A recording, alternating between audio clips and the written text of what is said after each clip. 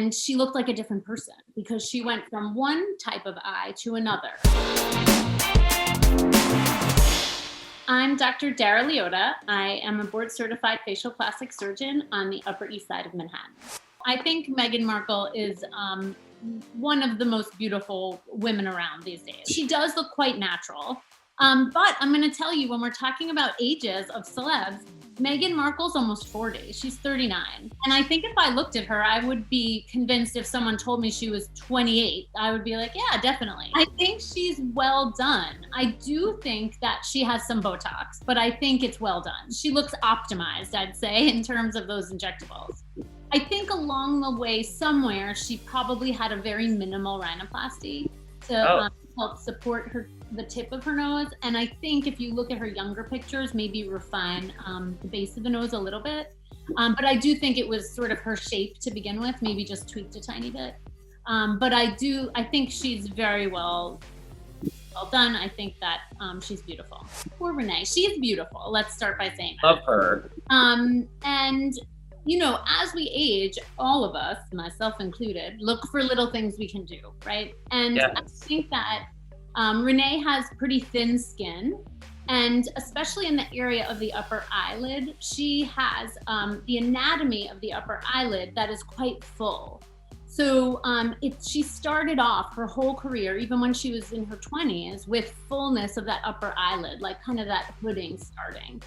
And the first time that we were all shocked by her was after she had some surgery to improve that, I guess, for her. And what ended up happening is it changed her very like bedroom soft upper eyelid to an anatomy that's more like mine, where she had a lot more eyelid to show. She had her brow lifted, she had the upper eyelid or upper blepharoplasty done. And she looked like a different person because she went from one type of eye to another. So I would call that very aggressive upper eyelid surgery. And she still was a beautiful woman, but she did not look like herself. And unfortunately for Renee, she sees that when you do something that attracts attention, now all of a sudden everybody's on her, right? We're looking at everything she's doing because we know she did something. So what else is she doing?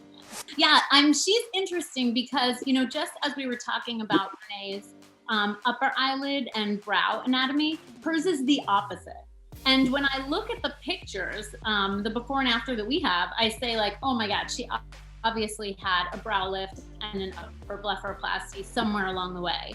But I actually looked back to pictures when she was in her teens and her anatomy's just like that.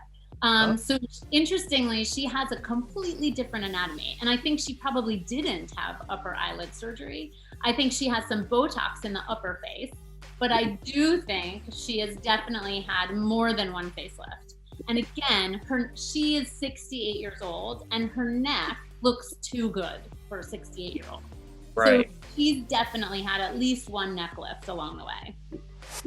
So I think that a lot of what we say is probably plastic surgery is really just the normal maturing process. But of course, there's some things that just don't age like that. They don't grow up like that. So for instance, her nose, she's definitely had a bit of a rhinoplasty, very well done, but to refine the bones of the nose, the tip of the nose. The normal aging process is not going to change the nose into the before and after that we have. I do also think that she's probably had lip filler. Yes. You can see in the before, her upper lip is quite slim. That's something that won't get bigger with age, only stay the same or even get thinner. So I definitely think she's had some lip filler. I also think she has, from her before and after, if you notice the slant and the anatomy of her eyebrow went from turning down at the tail to being elevated here at the tail. And that can be done sometimes with Botox, but could also be a thread lift here to the brow. It's a very quick little procedure where a stitch is actually passed under the skin to lift the tail of the brow. And by the direction of the lift of the brow and the amount that it's lifted, I wouldn't be surprised if it was a thread lift, a little more than Botox, but a lift. Right. A lot of her progression again, has to do with naturally losing baby fat and all that kind of stuff and skeletal maturity. But I think it's clear she's had some work done. If you look at the before and after, I would say that she definitely has had a rhinoplasty, and her rhinoplasty, I think, was before our before and after. If you look at the bridge of her nose, she has some collapse here in the middle of the bridge, some pinching that you can see, particularly in the after photo. And she has a lot of visible cartilage, knuckling, and maybe even a little graft pushing into her skin. She probably has also had that buccal fat removed. She probably also has a little filler in her cheek to raise up that cheekbone. And she, I think, has had also a chin implant along the way.